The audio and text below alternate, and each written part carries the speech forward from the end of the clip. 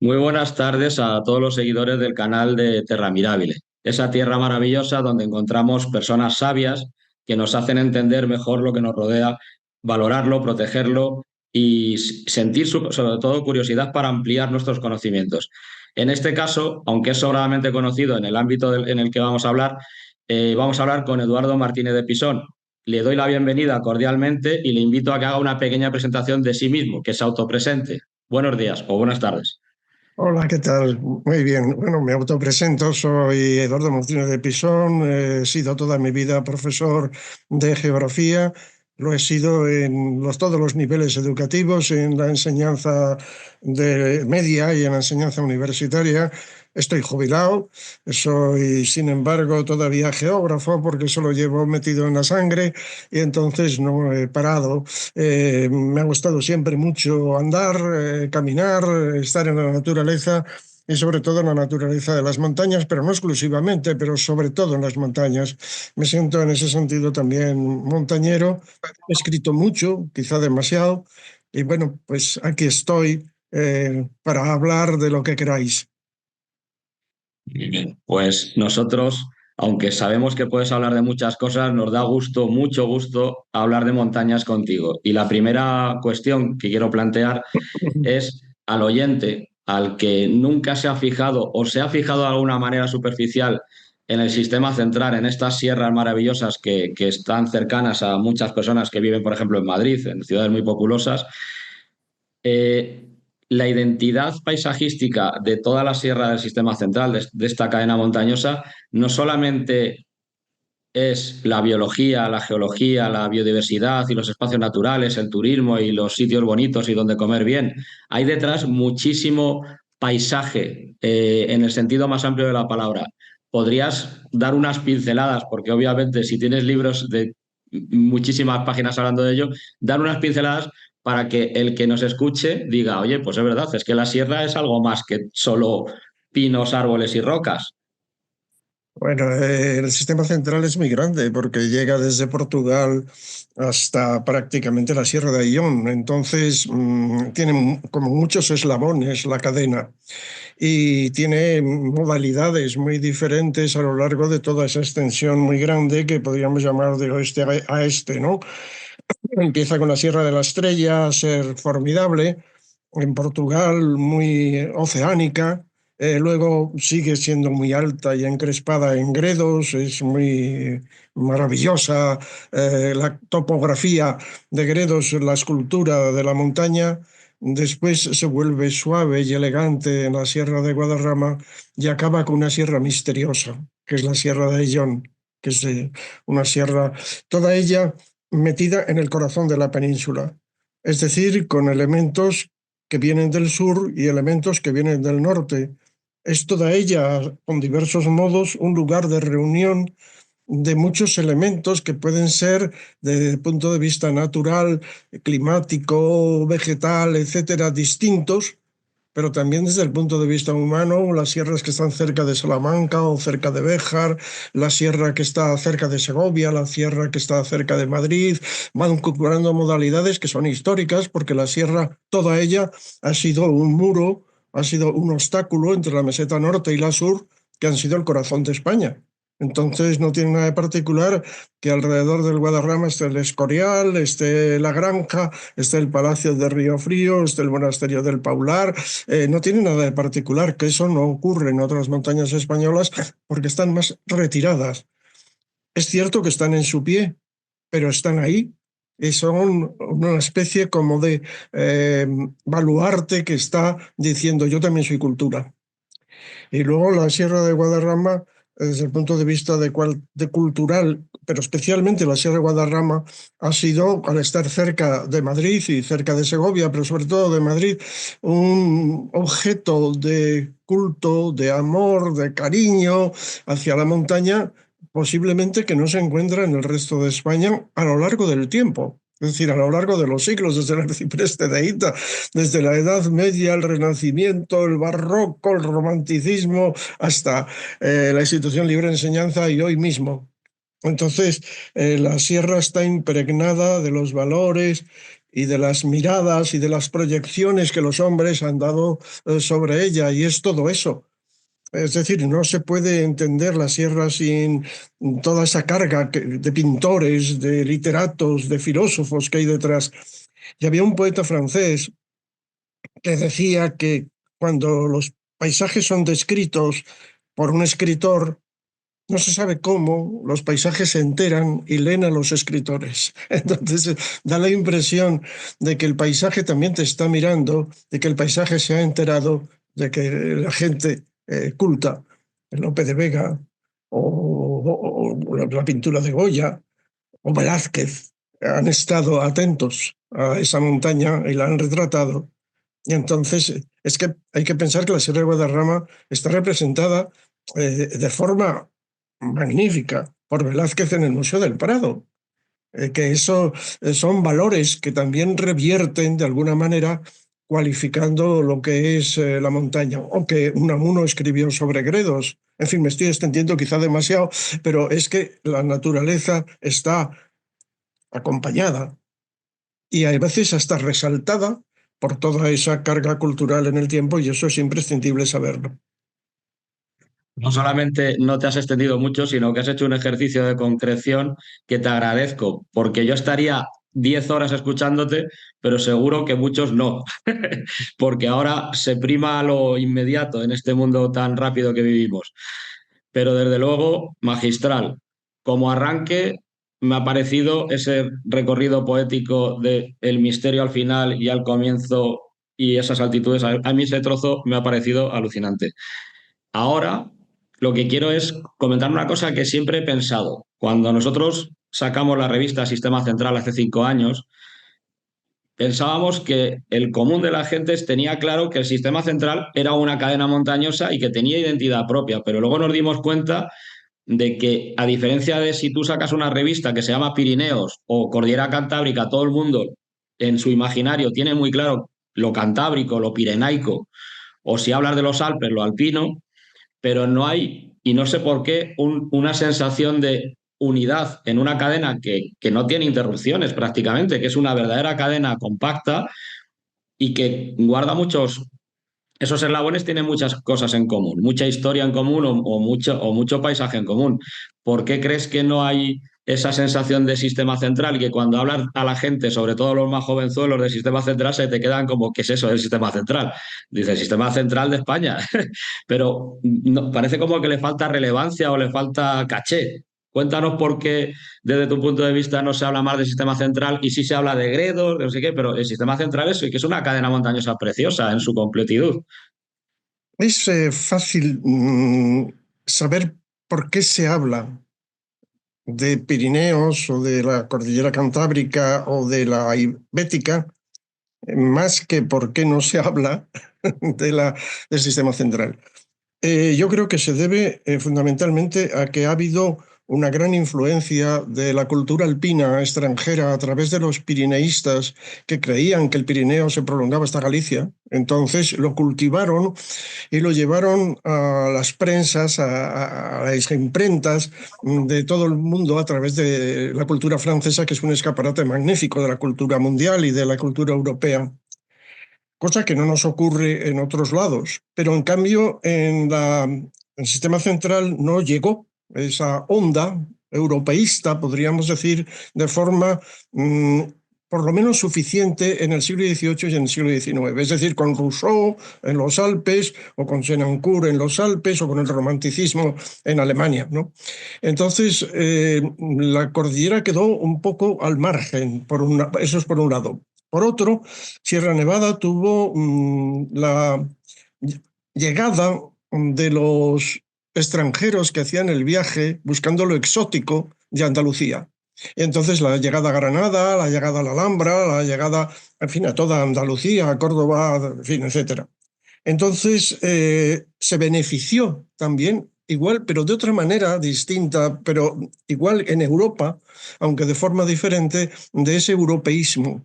Y entonces hasta Washington Irving, por todas partes aparece el Alpujarra, la Sierra Nevada, cantada y expandida. Muy pocos, en cambio, se metieron por el sistema central, aunque hubo algunos y fueron realmente pues, grandes autores que entraron, pero permaneció un poco al margen hasta forma muy tardía. Entonces, digamos, dentro de ese movimiento que podríamos llamar el ilustrado y el romántico. Es decir, en la sierra, como toda la cultura española literaria, tuvo muy poco romanticismo, tuvo poca ilustración porque se abortó demasiado tempranamente. Tuvo algunos personajes fantásticos como los jovellanos, pero no muchos. Y luego en el romanticismo llegó muy tardíamente y tenían nuestros literatos, los literatos españoles, me estoy refiriendo, una sensación de que la naturaleza pues eran las moscas, era molesta, era el calor en el verano, el frío en el invierno, y solamente con la incorporación europeísta que hizo la Institución Libre de Enseñanza ya muy tardíamente, en el siglo XIX, eso cambia y se convierte en otra cosa y se convierte en el amor a la montaña y en la dedicación a la naturaleza de la montaña. Pero lógicamente eso se hace al principio desde Madrid y luego se va propagando a otras partes, se impregna el Guadarrama, es decir, donde sube Giner de los Ríos y hace un gran cántico en el artículo que se tituló Paisaje de 1886, es a las Guarramillas, es decir, a lo que ahora se llama malamente la bola del mundo, pero es ahí.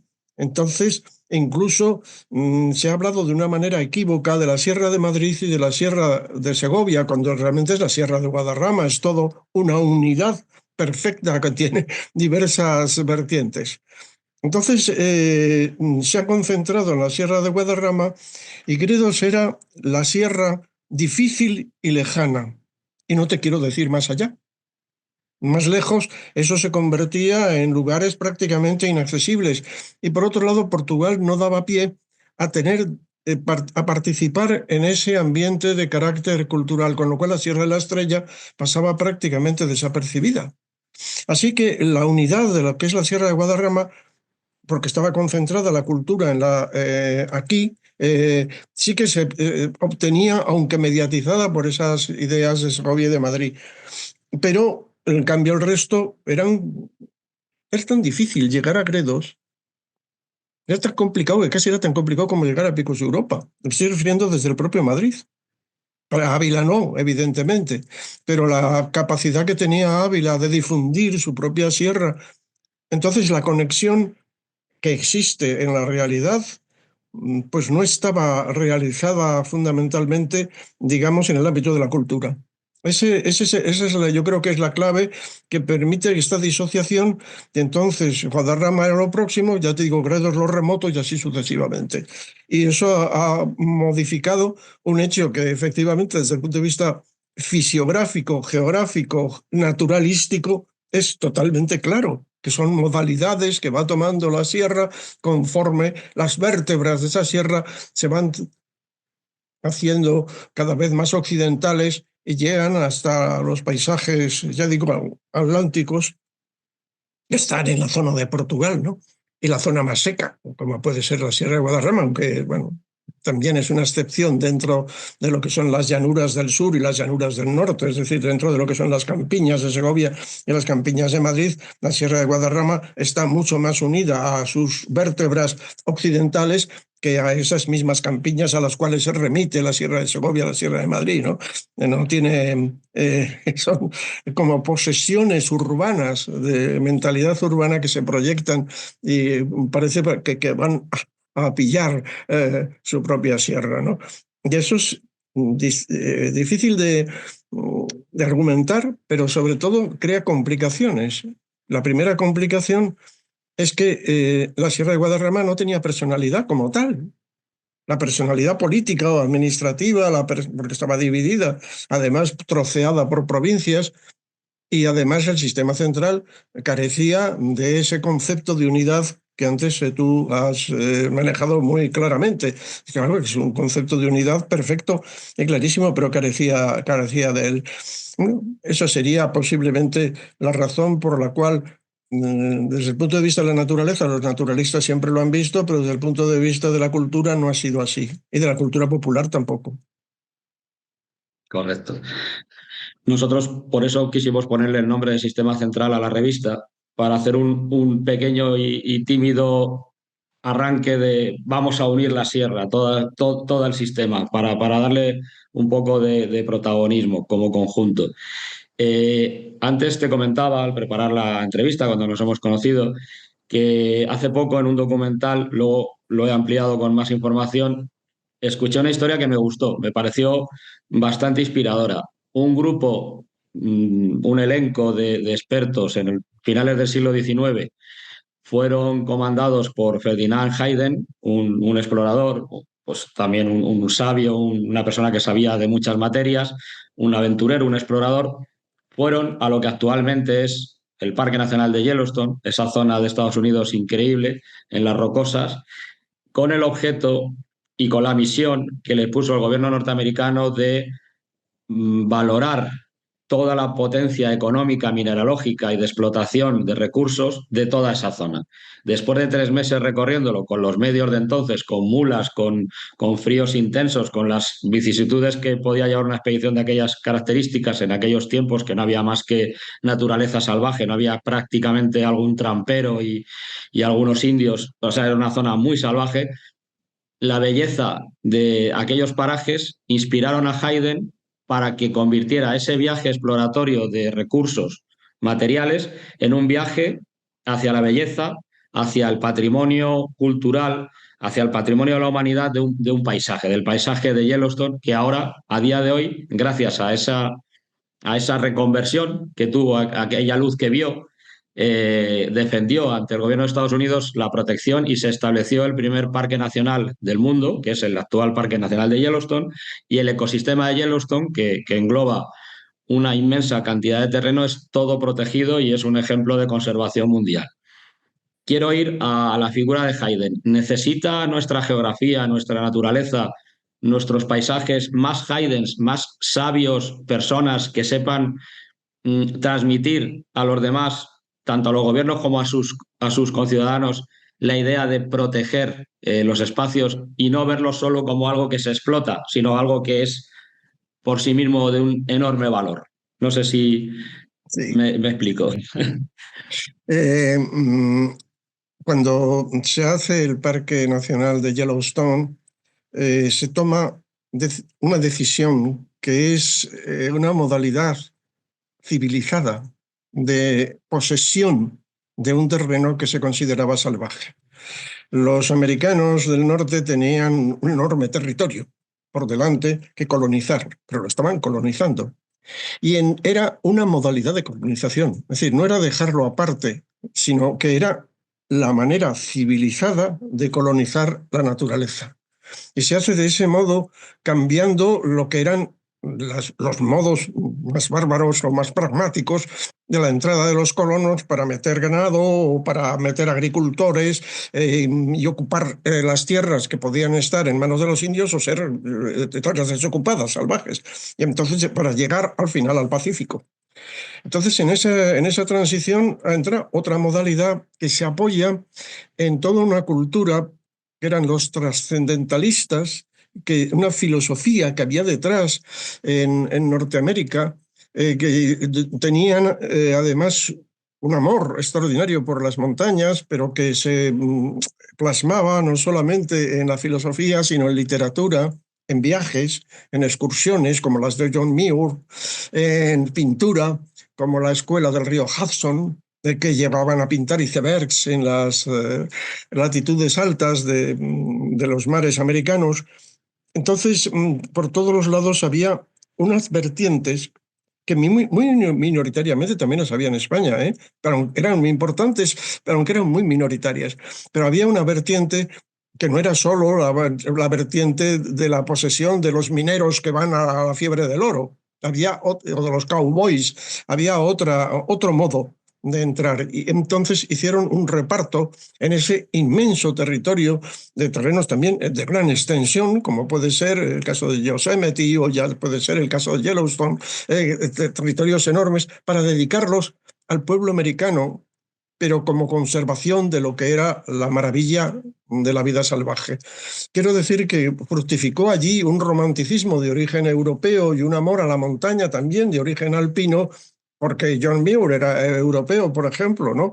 Entonces, que lograron hacer esa modalidad de una forma original. ¿Por qué? Porque estaban colonizando un terreno que, claro, que en Europa llevaba desde el Neolítico hiperocupado, ¿no? Entonces no era lo mismo lo que se podía hacer aquí, porque había gente en los Ancares, que en un lugar muy remoto, pues había gente viviendo en la Sierra de Guadarrama, por supuesto, en el Pirineo, en el Valle del Río Ara, etcétera. Y cuando eso se traslada a España en el año 18 y se hacen dos parques, son dos parques marginales, uno casi cayéndose al mar, que son los Picos de Europa, y otro casi saliéndose de España, en Francia, que es el Valle de Ordesa. Es decir, la marginalidad es absoluta porque lo otro se considera que tendría complicaciones para ser conservado. Claro, son dos modos de entender las cosas distintos, pero no cabe duda que hubo un movimiento general en la cultura en Norteamérica que aquí no lo ha habido de ese modo, de esa manera. No ha existido, pero muy minoritariamente. Lo que pasa es que ha sido por gente a veces más influyente y a veces por gente menos influente. Pero el gran momento de amor a la naturaleza que luego deriva a través de Pedro Pidal en la conservación concreta de los parques nacionales, que era la única manera de conservar a principios del siglo XX la naturaleza y las montañas, eso deriva de una actitud de amor a lo que es la montaña que procede de Giner de los Ríos y de la Institución Libre de Enseñanza, que es que hasta entonces no se expresa de esa manera tan clara. Y cuando Ortega y Gasset dice que el paisaje es pedagogo, hablando del Guadarrama, lo que quiere decir es que el paisaje es capaz de enseñar.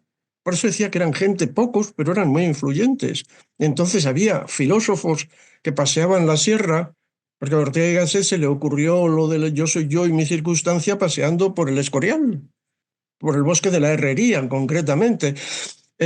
Había gente como Unamuno que hablaba del deseo de fomentar el amor a Gredos y a la naturaleza, creando sociedades deportivas, excursionistas. Había gente como Antonio Machado que cantaba a la Sierra de Ullón y al Moncayo y a la Sierra de Guadarrama. Había gente como Azorín que escribía sobre la montaña levantina páginas maravillosas.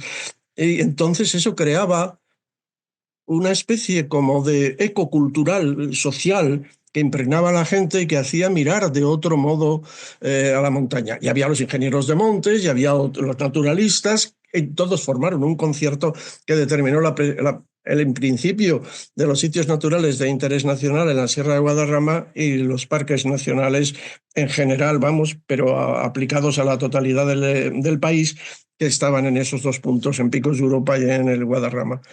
Entonces, claro que es necesario que haya detrás un eco y que los filósofos o los pensadores o los novelistas o los literatos o los pintores eh, bueno, no se dediquen a otras cosas. Por ejemplo, ¿cuántos novelistas hay en España que se dedican al paisaje en este momento?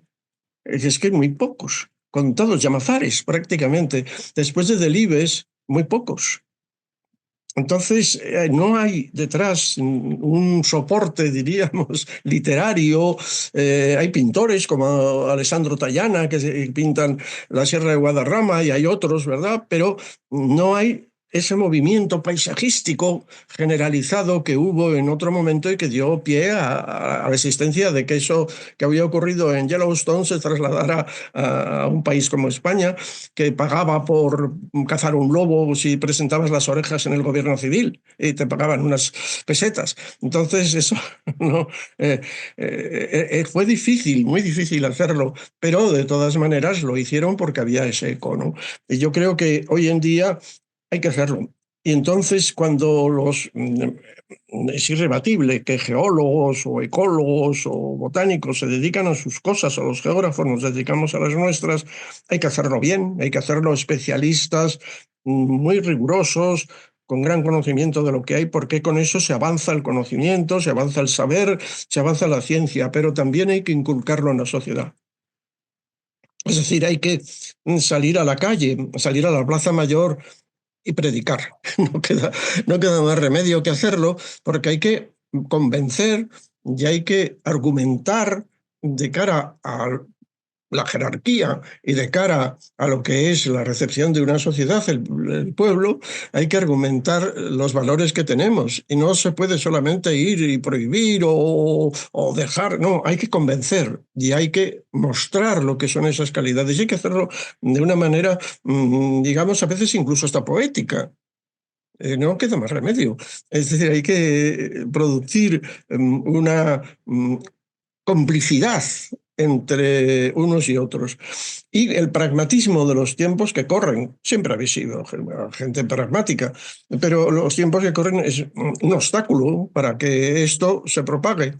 Y además lo toman como una hostilidad a las labores de carácter muy práctico que ellos quieren llevar a cabo para realizar sus negocios y repartir dividendos a última hora. Entonces, bueno, no es así. Lo que pasa es que hay valores que hay que valorar y hay valores que hay que defender. Hay que primero valorar, convencer y defender, en su caso, si no queda más remedio. Y eso es costoso. Quiero decir, valorar y no es costoso, pero bueno, hay que salir a la calle, tienes que salir de tu cátedra y hacer otras cosas, pero si te enfrentas con una confrontación, eso es costoso, porque no estamos acostumbrados a ello y no nos apetece, ¿no? Pero no cabe duda que eso conlleva una lucha. Una lucha de defensa de lo que es la naturaleza y en este caso que estamos hablando de las montañas. Y no te queda más remedio que hacerla porque si no, intereses muy pragmáticos, muy duros y muy rápidos en acción, convencidos de que además eso es lo bueno, pues tienes que opinar otras cosas para evitar que unos por convicción y otros por negocio puro puedan llevar a cabo la destrucción, que eso se hace en una tarde y se acabó. Es decir, que si tú en un sitio determinado dices eso es maravilloso, etcétera, bueno, pues y al día siguiente encuentras con que se ha destrozado, pues entonces ya no hay nada que defender. Y eso puede ocurrir en las ciudades, con los edificios históricos y tradicionales, te puede ocurrir con un bosque o te puede ocurrir con un panorama. Esto que comentas sobre el egoísmo me lleva a una frase que he subrayado de un libro de un tal Eduardo Martínez de Pisón que se llama Atlas Literario de la Tierra, un libro maravilloso como todos los que escribes, donde voy a leer una frase que da pie a que hablemos sobre las amenazas de la montaña y de su paisaje. Si por todo ello es un legado cultural, refiriéndote en el contexto de las montañas y del paisaje, cuando se desbaratan con absoluta insensibilidad tantos paisajes a nuestro alrededor, el daño no es solo para el terreno, o como ahora se suele decir, para el planeta, sino sobre todo a esa cultura y a esas personas. Es decir, cuando no cuidamos de las montañas o cuando las agredimos, cuando agredimos al paisaje o lo destrozamos, también estamos haciendo daño a las personas, aunque hay algunas personas que crean que esas mega infraestructuras solares y eólicas destrozando sus paisajes donde han crecido en su infancia y donde se han criado sus familias, es algo como que no les atañe y además les trae riqueza. Esas infraestructuras turísticas, ya sea lo que defendiste en el Canal de la Roya, en Pirineos, eh, para proteger una zona por el esparcimiento de una industria turística desmesurada, ¿no? Lo que hemos visto del algaborrico este en la costa andaluza, ¿no? De esas infraestructuras agresivas con el ambiente. Mi reflexión o lo que quiero compartir contigo, lo que quiero que nos traslades es a este respecto, ahondando en esa frase. Cuando se destroza un paisaje, se hace daño también a las personas, aunque ellas muchas veces engañadas piensen que se está trayendo algún tipo de riqueza, riqueza que además suele ser siempre para unos pocos, no para el pueblo. ¿Puedes ahondar sobre este mensaje que Mira, trasladas en tu libro? yo tengo una experiencia que he vivido mucho en mis largos años de profesor. Yo llevaba con mucha frecuencia a mis alumnos al campo y a la montaña, a los picos de Europa, a la Sierra de Guadarrama, al Pirineo, y siempre notaba, tenía la sensación de que yo tenía unas limitaciones lógicas que eran mi papel. Yo había llevado allí para enseñarles lo que era la montaña y lo que era una roca, lo que era una planta, etcétera. Y entonces yo les instruía, pero no pasaba de ahí. Sin embargo, el paisaje, estar debajo de Peña Vieja en los picos de Europa, o del Naranjo de Bulnes, o estar en el Pirineo al lado del pico del Midilosó, o en el Guadarrama, en Peñalara. El paisaje estaba obrando por su cuenta y les estaba no instruyendo, sino educando, como personas. Y había como una especie de proyección del paisaje sobre ellos, de estar allí, en aquella belleza o en aquella majestuosidad o en aquella dureza a veces de la nieve, del frío, luchando contra ello, pero con la grandeza que todo eso contiene, que a esos chicos urbanos les estaba viniendo de maravilla y les estaba mejorando como personas. Y recuerdan las excursiones. Yo creo que se han olvidado de todo lo que les dije, pero no se han olvidado de la maravilla del paisaje en el que estuvieron, que les marcó para siempre, del Valle de Ordesa. Oh, pues se han olvidado de los anticlinales, se han olvidado de los pinos silvestres o de los pinos negros, pero no se han olvidado del paisaje. Entonces, siempre, de una forma inevitable, tú, aunque no quieras educar, estás educando. Se está educando. Entonces, hay un servicio que estás cumpliendo de cara a las personas y a su formación de carácter cultural. Es decir, la cultura, digamos, de la naturaleza existe. No en España, que suele estar, sabe muy bien quién es Tirso de Molina, los humanistas lo saben muy bien, o quién era Calderón de la Barca, y sus obras y las recitan de memoria, pero no saben distinguir un enebro de un arce. Entonces, eso es un problema muy serio de la división excesiva que ha existido en nuestro sistema didáctico entre la ciencia y la cultura. Y hay que unirlas.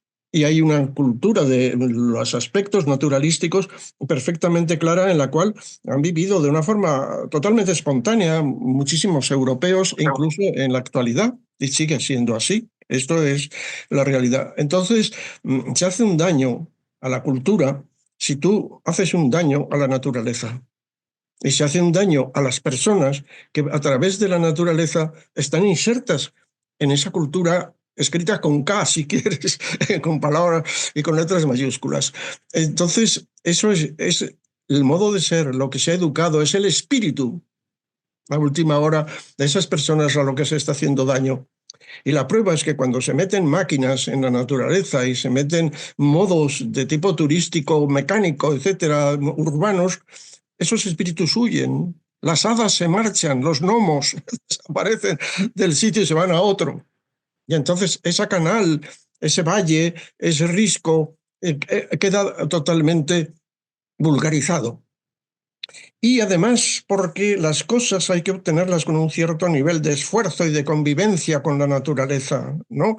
Y si no lo haces así, no adquieres un nivel determinado. Es decir, hay un nivel que es el nivel de la contemplación, y que es bueno, pero sobre el nivel de la contemplación está el nivel de la pasión. Y entonces tú, como ser apasionado que estás en la naturaleza, tienes una relación con ella muchísimo más íntima y muchísimo más profunda y vivaz, ¿no? Que generalmente es alegre, que no tiene por qué ser metafísica, ni tiene por qué, generalmente es alegre. Y entonces eso es lo que importa. De tal manera que a última hora, cuando estás haciendo parques nacionales, estás fomentando que haya posibilidad de que si se dejan esas personas estén fortaleciendo sus espíritus. Entonces hay mucha prosa en una conservación de un parque nacional. No te quiero decir la prosa que hay, cantidad de cosas pequeñas que hay que atender, pero con una finalidad que es poética. Es decir, en el fondo, a través de la prosa se está defendiendo la poesía de un amanecer en el invierno del Guadarrama, mientras oyes unos pájaros que están cantando en las copas de los pinos entre la nieve, y esta nieve destella con los rayos del sol. Caramba, esto es así. Entonces, eso está pasando al mismo tiempo y eso es la realidad también. Y eso es la percepción que tienen las personas y no le puedes quitar a esas personas esa maravilla de percepción por un negocio de carácter vulgar y prosaico totalmente que acaba con eso. No se puede entrar pegando gritos en un concierto de Mozart. No se puede, hay que guardar respeto, guardar silencio, atender con los ojos incluso cerrados, lo que es la maravilla de la música de un gran compositor, ¿no? Y pues bien, la naturaleza es una gran composición a la cual también hay que atender. Y cuando se atiende, ¿qué es lo que ocurre con el concierto de Mozart? Que sales transfigurado. O cuando contemplas un cuadro soberbio, sales transfigurado. Pues eso, la naturaleza también te puede transfigurar. Y en suma, es bueno. Y habrá personas que no querrán transfigurarse. Bueno, ¿qué vamos a hacer? Que no se deja. Pero si se dejan, pueden perfectamente llegar a esa transfiguración y puede tener profundidades muy grandes, ¿no? Entonces a mí me importa mucho eso, me importa mucho más allá de lo que es el científico, porque he sido profesor. Y he sido profesor de alumnos, ya digo, desde el bachillerato hasta la universidad, y he sido profesor no solamente de geografía, sino profesor de personas. Es decir, mis alumnos siempre han sido personas a las cuales había que atender y que han reaccionado como personas ante lo que se les enseñaba, ¿no? Claro que sí, tienes mucha razón en lo que dices.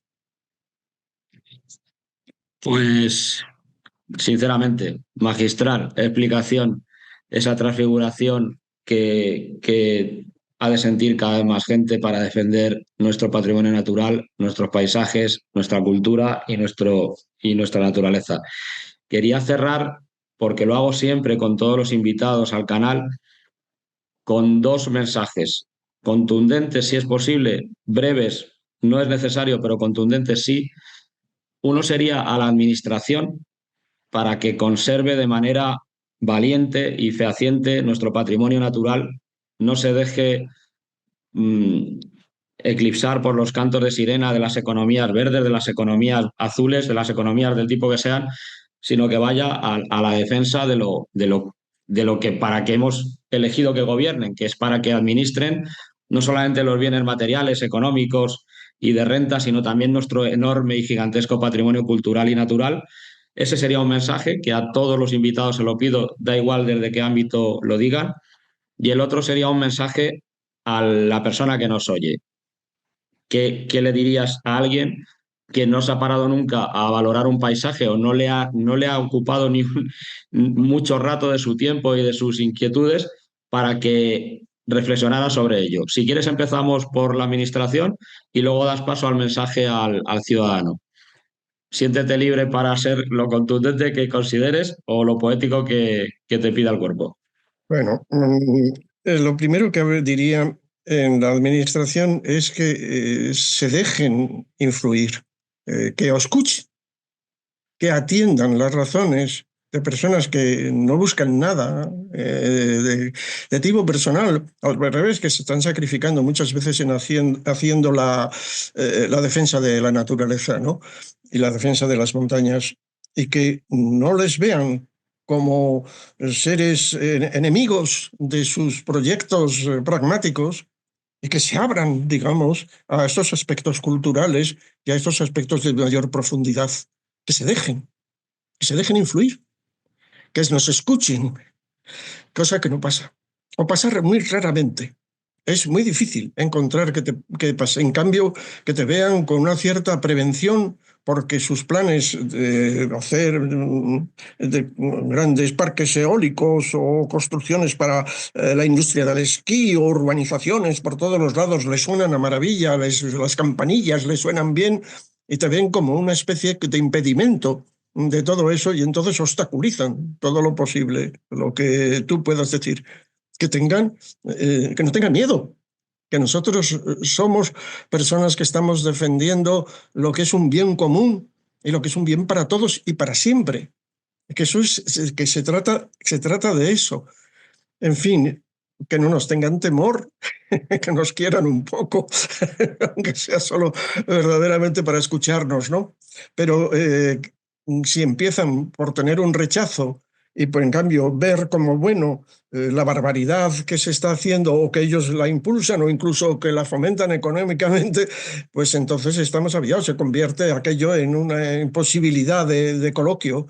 Yo creo que deberían retomar y que no les sea invisible la conservación de la naturaleza. Y los políticos muchas veces hay cosas como la cultura, les es invisible la educación y les es invisible el medio ambiente. El medio ambiente entendido como defensa del paisaje y como defensa de lo que es el conjunto de la naturaleza, no del negocio medioambiental, que efectivamente, claro que lo hay, naturalmente que está existiendo. Bueno, no tenemos más que ver los parques eólicos para darnos cuenta de lo que es el negocio medioambiental. Entonces, que hagan también una acción de perdonar determinados territorios, determinados lugares que tienen más valores y que comprendan que los valores culturales no solamente están en las bibliotecas y en los museos, que también están en las mariposas, en los charcos, en las libélulas, ¿no? En el campo. Bueno, eso sería el mensaje que nunca creo que me van a escuchar a los políticos. Y a los ciudadanos, a los conciudadanos. A los conciudadanos, pues por un lado, que tengan respeto, que entren con la sensación de que están, cuando van a la naturaleza, de que están en un mundo superior, que merece una atención mayor que no se le da solamente a través de los cánones existentes en nuestra sociedad, de competitividad, etcétera. Yo siempre digo lo mismo. Para mí, la montaña es un fin. El montañismo, que lo he practicado mucho, ha sido el medio de acercarme a la montaña. Y no quiero que ocurra al revés, que la montaña sea el medio para llevar a cabo en ella, por ejemplo, un deporte, que es el fin. Es decir, el fin de correr más rugosamente que en una pista es el correr solo 400, 500 personas por la montaña. Entonces, ellos harán lo que quieran y yo hago lo que quiero, pero no cabe duda que yo soy menos agresivo que esas otras manifestaciones, ¿no? Pero que la montaña se convierta en una finalidad. Y decía un científico, que esto lo oí en Asturias, que me pareció muy bien, dice, para ser nosotros felices en las montañas, lo primero que tenemos que hacer es hacer felices a las montañas. Eso nos compete a todos. Es cierto. Bueno, pues 46 minutos de oro pulido para todos los seguidores de Terra Mirabile. Mi máximo agradecimiento por la accesibilidad de este sabio, que es Eduardo, probablemente de los más insignes visitantes de nuestro humilde canal, la facilidad que ha puesto en todo momento para ser entrevistado y la amabilidad con la que nos ha atendido. Simplemente, pues agradecer, agradecer. Yo creo que es la palabra que más repito en el canal, es el agradecimiento por vuestro tiempo a todos los que nos habéis visitado y nos habéis contado pues todo lo que ha dado tiempo a contar. Así que, Eduardo, con estas reflexiones finales para la Administración y para los conciudadanos, vamos a finalizar con mucha pesadumbre por mi parte, pero por tiempo material que tiene que tener el canal, esta conversación, agradeciendo tu trabajo, toda tu obra literaria, toda tu investigación, todo tu activismo y valentía a la hora de defender las montañas de todos y tu amabilidad y tu tiempo. Muchas gracias. Gracias a vosotros.